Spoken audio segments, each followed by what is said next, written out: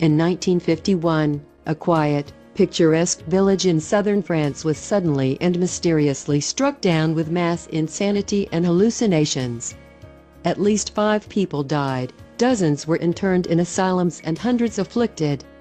For decades it was assumed that the local bread had been unwittingly poisoned with a psychedelic mold. Now, however, an American investigative journalist has uncovered evidence suggesting the CIA peppered local food with the hallucinogenic drug LSD as part of a mind control experiment at the height of the Cold War. The mystery of Le Pain Maudit, cursed bread, still haunts the inhabitants of Pont-St Esprit, in the Gard, southeast France. On August 16, 1951, the inhabitants were suddenly racked with frightful hallucinations of terrifying beasts and fire. One man tried to drown himself, screaming that his belly was being eaten by snakes. An 11-year-old tried to strangle his grandmother. Another man shouted, "I am a plane," before jumping out of a second-floor window, breaking his legs. He then got up and carried on for 50 yards. Another saw his heart escaping through his feet and begged a doctor to put it back. Many were taken to the local asylum in straitjackets. Time magazine wrote at the time, "Among the stricken, delirium rose, patients thrashed wildly on their beds, screaming that red flowers were blossoming from their bodies, that their heads had turned to molten lead."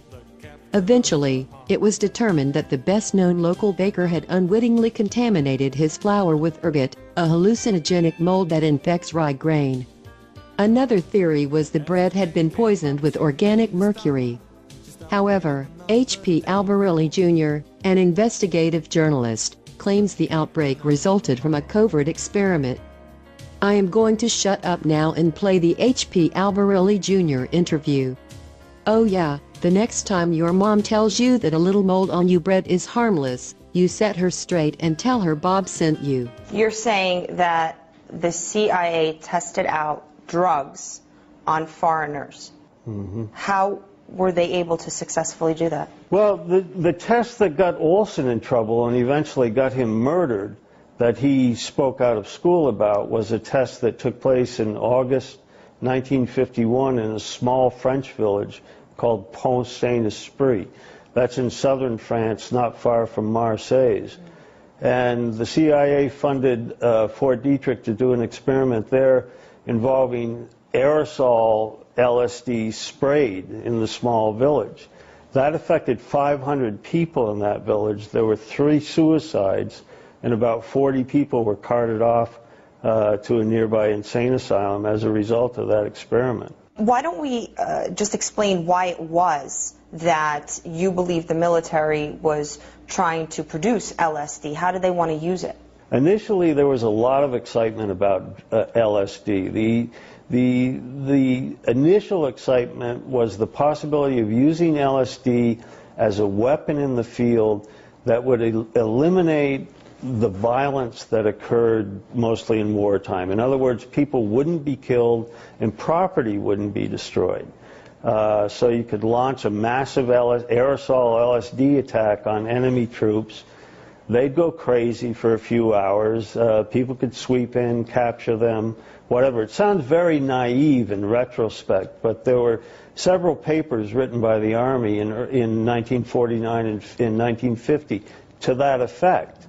And it was at that point that the Army decided to go forward and experiment with the drug. But the interest rapidly transformed into an interest in terms of using LSD for interrogation purposes, thinking that it would put somebody either at ease or in a state where they'd tell the truth. They almost thought that perhaps it could be used as a truth drug. That didn't pan out at all. I was very surprised to read 2 very familiar names in your book, and that being Donald Rumsfeld and Dick Cheney.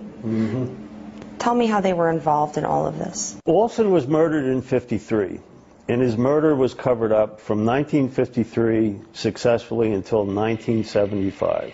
Only his family had suspicions about his death. No one else had any suspicions. In 1975, the Rockefeller Commission inadvertently printed in a report to the president that a civilian employee for the U.S. Army had been dosed with LSD in 1953 and subsequently committed suicide 9 days later in New York City.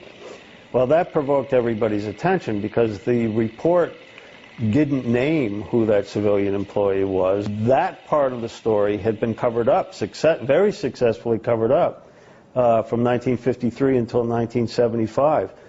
Rumsfeld and Cheney, to put it bluntly, were part of that cover-up. What were their roles at the time? At the time in 75, Donald Rumsfeld was President Gerald Ford's chief of staff, and Dick Cheney was the closest assistant, special assistant to the chief of staff, Rumsfeld.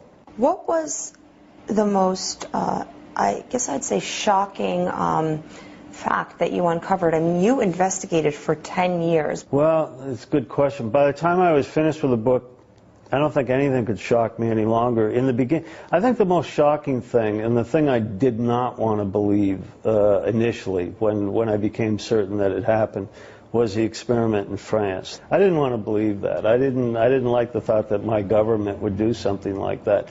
But on top of that, there were countless experiments that were conducted from 1953 until approximately 1970 on thousands of nameless individuals. The Army, the United States Army alone, tested LSD on over 5,000 servicemen at Edgewood Arsenal alone. How did they get the servicemen to agree to something like that? Well, they offered them bennies. They said, you know, you could have extra leave, maybe have another weekend to go home, some extra vacation time, maybe an early out. But what they were told that they were going to volunteer for drug experiments, but they were told the drug was a relatively harmless drug that wouldn't have much of an effect, and it was in the process of being approved by the FDA. And that just wasn't the truth. The drug was never being in the process of being approved by the FDA, and nobody had any intention of ever approving the drug. Do you think that the CIA is still testing out drugs on? Oh, absolutely. I don't think they're testing LSD any longer. Not LSD, I think but they basically, you know, they've been through that process. New drugs, absolutely, absolutely. Do you have any fear for yourself or for your family? Because you really are making a lot of allegations. Well, I have made a lot of allegations. It's not really allegations. I mean, the proof is there. The proof is there for anybody that wants to pick it up and read it, and if they want to pursue it themselves, they could actually find even more than what's in the book. I don't have any concerns. My mother and my wife have some concerns, but no, I view myself, I'm a historian. I mean, I wrote a book about things that happened in the 50s and 60s and early 70s. That unfortunately are still happening today. You know, some of the stuff that's going on today with torture and renditions, if it continues on the path that's going on, that could be 10 or 15 years down the road. That could be anybody. That could be you. That could be I. That could be, you know, our children, our grandchildren. Who knows who that's going to be? Do you think President Obama has any control or authority over the CIA? My perception of Obama is similar to my perception of Bill Clinton when he was president. I don't think Obama has a strong interest in the CIA. The same as Clinton not having a strong interest in the CIA until maybe the latter years of his presidency when he was forced to, in terms of what was going on in Afghanistan. But Obama really hasn't had time to focus on the CIA or any of the multiple related issues. But the CIA, in my perception, basically runs itself, regardless of what the president thinks. Can the CIA undermine the president if they don't like what the president is saying or doing or advocating? Absolutely, they can undermine the president. And I think the proof of that is what happened to JFK. I don't believe that Lee Harvey Oswald alone assassinated JFK. And it's my belief, after studying the assassination for years and years, is that the CIA had a direct hand in that. Mr. Alvarelli, thank you so much for your time. Thank you very much.